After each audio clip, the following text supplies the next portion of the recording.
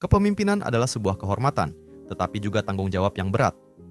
Hari ini kita akan melihat bagaimana Amsal mengingatkan kita bahwa setiap posisi otoritas pada akhirnya diberikan oleh Tuhan dan harus dijalankan dengan rasa takut akan Tuhan, kerendahan hati, dan ketergantungan penuh kepadanya.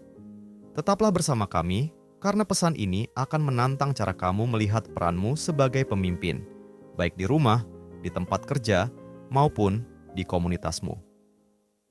Amsal pasal 16 ayat 10 sampai ayat 15. Keputusan dari Allah ada di bibir raja. Kalau ia mengadili mulutnya tidak berbuat salah. Timbangan dan neraca yang betul adalah kepunyaan Tuhan. Segala batu timbangan di dalam pundi-pundi adalah buatannya. Melakukan kefasikan adalah kekejian bagi raja, karena takhta menjadi kokoh oleh kebenaran. Bibir yang benar dikenan raja, dan orang yang berbicara jujur dikasihinya. Kegeraman raja adalah bentara maut, tetapi orang bijak memadamkannya. Wajah raja yang bercahaya memberi hidup dan kebaikannya seperti awan hujan musim semi di hadapan Tuhan. Dalam ayat-ayat ini, kita bisa mengganti kata raja dengan Tuhan. Ini adalah pengingat yang kuat bahwa semua otoritas manusia itu terbatas, seperti yang diajarkan Yesus dalam Matius pasal 20, 2 ayat 21. Berikanlah kepada Kaisar apa yang menjadi hak Kaisar, dan kepada Allah apa yang menjadi hak Allah. Dan Kisah Para Rasul pasal 5 ayat 29 mengingatkan, kita harus lebih taat kepada Allah daripada kepada manusia.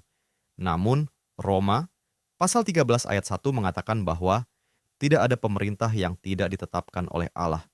Entah kamu seorang orang tua, guru, pejabat pemerintah, atau pemimpin kelompok kecil, otoritasmu adalah kepercayaan yang Tuhan berikan kepadamu. Daniel pasal 4 ayat 17 menunjukkan bahwa Tuhan yang meninggikan dan merendahkan para pemimpin sesuai dengan rencananya. Ini berarti kita sepenuhnya bertanggung jawab di hadapan Tuhan untuk bagaimana kita menggunakan otoritas itu. Ulangan pasal 17 ayat 18 sampai ayat 20 menasihati para pemimpin untuk terus membaca dan menaati firman Tuhan supaya mereka memimpin dengan adil dan rendah hati. Prinsip ini juga berlaku bagi siapapun yang memimpin hari ini. Kita harus mencerminkan karakter Tuhan sebisa mungkin dalam setiap keputusan dan tindakan kita. Kebenaran ini seharusnya membuat kita gentar dan rendah hati di hadapan Tuhan.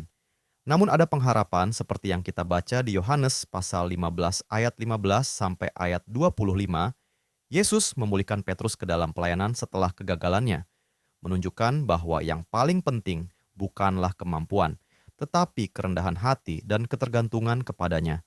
Seperti yang Aslan katakan kepada Pangeran Kaspian, jika kamu merasa cukup dengan dirimu sendiri, itu justru bukti bahwa kamu belum siap. Mari kita berhenti bentar dan mikir.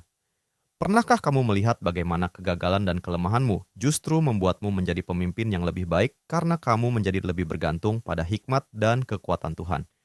Mari kita berdoa bersama.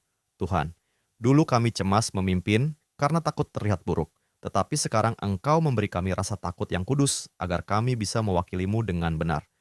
Berikan kami integritas, kerendahan hati, kasih, dan ketegasan yang kami perlukan untuk memimpin sesuai dengan hati-Mu. Amin. Terima kasih telah bergabung dalam pembelajaran Alkitab hari ini.